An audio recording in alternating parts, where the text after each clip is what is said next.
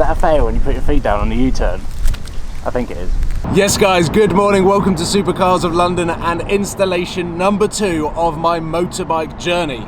You all seem to enjoy the CBT and me stressing out going out on public roads. Well, today you're in for a treat because we are going up onto the big boy bikes, CB650R, CBR 650R, and in this video you will see everything that has happened since the CBT up until hopefully passing my full license so that I can go onto any bike, any power, any engine size. And I'm being joined by Mr. Lee from Honda UK. Morning.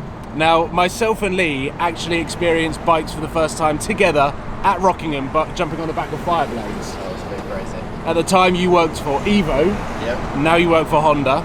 You've obviously caught the bug, but you're going through the same bike process as me. Yeah. So hopefully by the end of this video, we will both have full licenses to ride whatever the hell motorbike we want.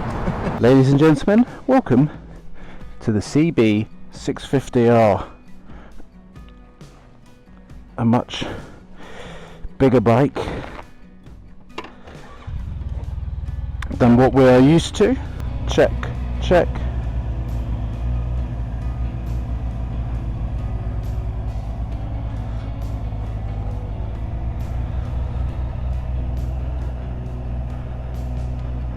Here we go then. This is technically day 3 on my motorbike quest and adventure, and we are going to be riding 650cc motorbikes.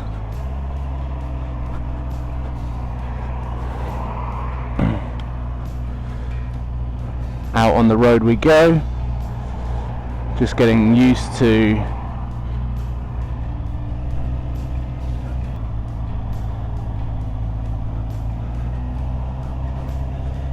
oh, this bike's big.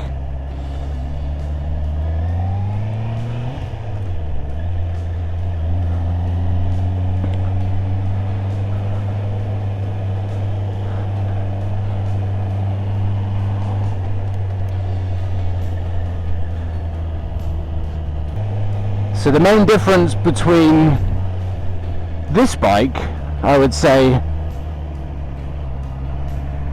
as opposed to the smaller 125s that I was riding, is that the size of it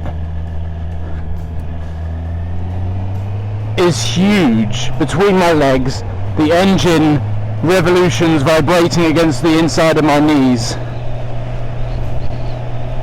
and it's much faster. So thrown into the deep end with Honda, the CB650R is an incredibly popular bike.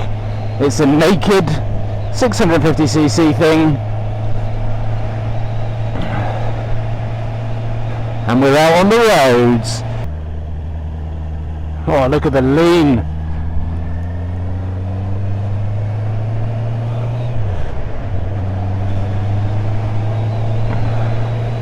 My wrists are already hurting. The throttle, I don't even know what you call that, like handle, is so much more stiff on a 650 because obviously the response needs to be recalibrated for a bike that has this much power.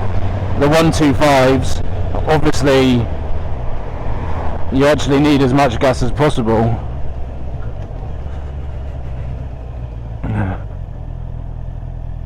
I'm missing the clutch every single time.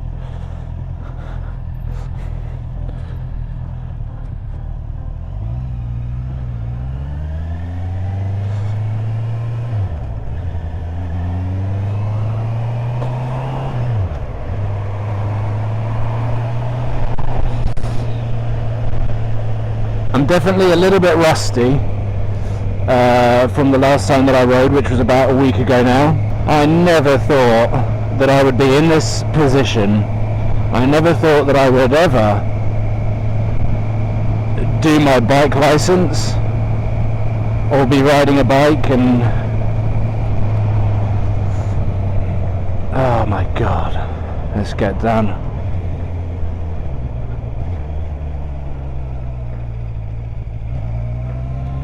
Oh, I was in third gear there and I'm getting cramp in my leg. Ooh, this is going to be interesting. Guys, I'm getting cramp in my leg.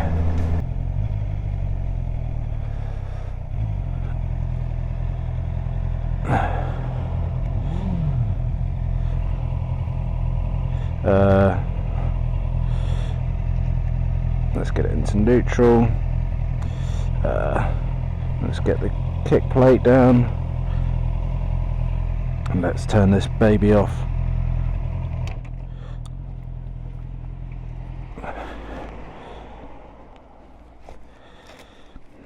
Oh, hey, not bad. Not bad. Right, 2 hours of riding down. Apologies for my awful helmet hair, but we've been riding underneath the glistening sun. Tomorrow, apparently, it is going to be raining all day, where we will have our Mod 2 test, which is all out on the road, and it is basically analysing and marking our riding with everything going on public roads. But Mod 1 is happening right now behind me in a massive car park, loads of cones. Lee is currently doing Mod 1. There are 7 maneuvers that we have to do. We have to do an emergency stop, we have to do an avoidance, we have to do a controlled braking, we have to do a slalom and figure of 8, which is going on there. We also have to do a U-turn, so everything is happening right there. And once Lee is done, then it is my turn to go out. Once we have passed this, then we can do Mod 2. Welcome, ladies and gentlemen, to the tiny thoughts inside my brain, inside that helmet. Actually, it's just a voiceover, but I thought that I would share or recreate my emotions and feelings as we go through the Mod 1 test together. And I think this is the perfect time to say that Lee passed with flying colours. No driver faults, absolutely smashed it. So I was really feeling the pressure at this point. Not only had Lee passed, I had a camera filming me because we had special permission to film Mod 1 tests for the YouTube channel. I was really keen on passing and I didn't want to make myself look like a fool. And we start with exercise 1, which is manoeuvring the bike without dropping it. 200 kilograms. Once it starts going, it's gone. So you really have to maneuver the bike as best as possible with a maximum control. Now we're on the slalom and the figure of 8, which is low speed maneuvering with the bike. And as you can see, I'm actually on the CBR 650R, not the CB 650, which I was riding earlier on in the video. And that's because I bonded with this bike much better than I did with the CB 650. So I felt like I had my best chances of passing Mod 1 on this bike. So we've done the slalom, no cones knocked over. We've done the figure of 8, no cones knocked over. I haven't dropped the bike yet. And we move on to the slow ride, which is trying to control the bike at walking pace without putting your feet down, which I nailed. But then we move on to the U-turn. Now I've done quite a few U-turns, but here you can see, not confident, boom, foot down, 2 foot down, and I was kicking myself. At that point, I knew that I'd failed because we've had amazing instructions from the Honda riding school. We know this test inside out. We've practiced it multiple times, and the instructor has told us what's a pass or a fail. So in my head, right about now, I knew that I'd failed. But I was actually quite lucky that I got to continue with the test, because I know in some test centres, if you fail, you just get kicked off the car park. So it was nice to be able to get the experience, go through the entire test, and look, here I am trying to show the instructor, look, I can do a U-turn, I don't have to put my foot down. The instructor doesn't care. I've already failed at this point, but I'm going for it, I'm doing my best as I can, and yeah, it's incredibly deflating to know that you failed, but continuing on with the test. And what's even more distracting is this is at Farnborough Airport. You're about to see a private jet go off in the background. Are you? Yeah, look. But there's the emergency stop, and then I turn the bike around and we're onto the obstacle avoidance. Now the emergency stop and obstacle avoidance, you have to go through a speed reader at 50 kilometers per hour. You can see it bottom left of the screen there, which is around 32 miles an hour. And obviously we're running in miles an hour on these Honda bikes, but this is a European wide course, so 50 kilometers an hour is what they suggest.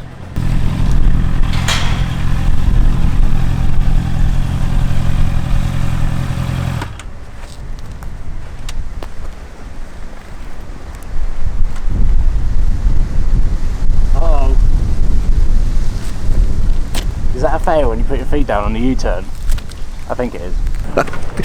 God damn it! The amount of U-turns that I have done and then for whatever reason my turn-in just wasn't confident enough and I find myself putting my foot down. It's very frustrating because basically the plan was tomorrow would be mod 2, which we're now going to have to cancel and go through the whole process again.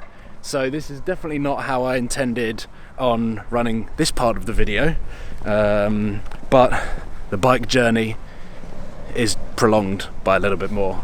So I'm going to put my helmet on, ride home in shame, pick myself up and go again. But having said that, I'm used to failure with these tests because I failed my driving license. I failed my driving test for the first time and then passed second time. And they always say that second time drivers are better drivers. So yeah, on the bike we go, back to Honda, and then I need to sort myself out, pick myself back up again and go back to mod 1.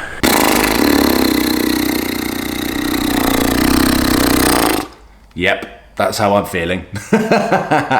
24 hours on from mod 1 and I literally got to bed at like 2 AM last night. I was repeating the U-turn in my head constantly, rewatching it constantly, and I was getting more and more frustrated, more and more worked up. The ride home from the test centre was incredibly deflating. I wanted to quit.